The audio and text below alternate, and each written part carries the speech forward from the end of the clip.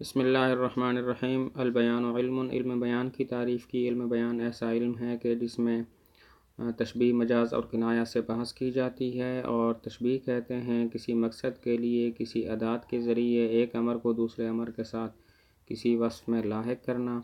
امر اول یعنی جس کو لاحق کیا جاتا ہے اس کو مشبہ کہتے ہیں۔ امر ثانی یعنی جس کے ساتھ لاحق کیا جاتا ہے اس کو مشبہ بھی کہتے ہیں، اور وصف وجہ شبہ ہوتے ہیں، اور ادات کاف یا اس جیسے الفاظ ہوتے ہیں، اس جیسے حروف ہوتے ہیں۔ العلم کالنور فی الہدایت، علم نور کی طرح ہے ہدایت میں، تو یہاں پر علم مشبہ ہے، نور مشبہ بھی ہے، ہدایت وجہ شبہ ہے، اور کاف ادات تشبیہ ہے۔ تشبیہ کے ساتھ 3 مباحث متعلق ہیں۔ پہلی بحث ارکان تشبیہ میں، دوسری بحث اقسام تشبیہ میں، اور تیسری بحث غرض تشبیہ میں ہے۔ تو ارکان تشبیہ 4 ہیں: مشبہ، مشبہ بھی، جن کو طرفین تشبیہ کہتے ہیں، اور وجہ شبہ اور ادات۔ یہ طرفین تشبیہ 3 حال سے خالی نہیں، یا تو دونوں حصی ہوں گے، دونوں عقلی ہوں گے، یا ایک حصی اور ایک عقلی ہوگا۔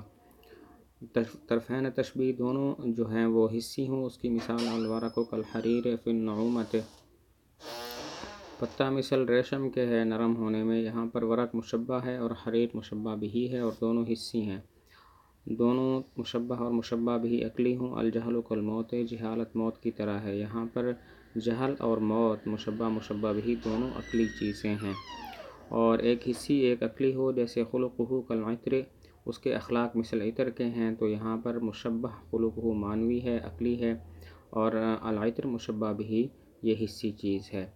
وجہ شبہ اور ادات تشبیہ کی تعریف کی۔ وجہ شبہ وہ وصف خاص ہوتا ہے کہ طرفین تشبیہ کے اشتراک کا جس میں ارادہ کیا جائے، جیسے العلم کالنور فی الہدایہ میں دیکھیں تو ہدایت وجہ شبہ ہے، کیونکہ علم اور نور میں اس کے اشتراک کا ارادہ کیا گیا ہے۔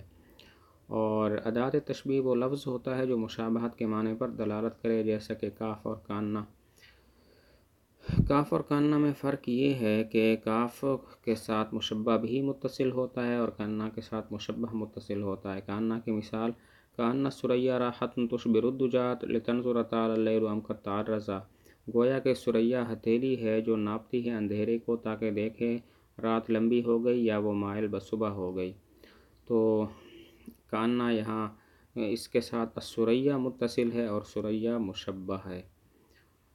اور کأن کی خبر دیکھیں گے جامد ہے یا مشتق ہے۔ اگر کاننا کی خبر جامد ہو تو کاننا کا فائدہ تشبیہ والا ہوگا، اور اگر کاننا کی خبر مشتق ہو تو اس کا فائدہ شک والا ہوگا۔ کاننا کی خبر جامد ہو، جیسے یہی مثال کأن الثریا راحۃ، اس میں راحۃ کاننا کی خبر ہے، جامد ہے، اسی وجہ سے کاننا نے تشبیہ کا فائدہ دیا۔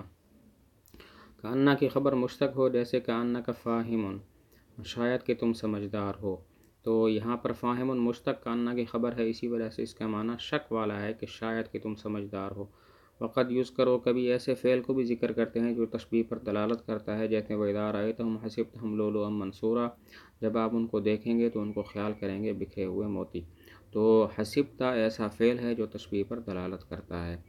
اور تشبیہ بلیغ کہتے ہیں ادات تشبیہ اور وجہ شبہ دونوں کو حذف کر دیا جائے، جیسے وَجَعَلْنَا اللَّيْلَ لِبَاسًا، ہم نے رات کو لباس بنایا، یعنی ہم نے وَجَعَلْنَا اللَّيْلَ كَاللِّبَاسِ فِي السَّتْرِ، ہم نے رات کو لباس کی طرح بنایا چھپانے میں۔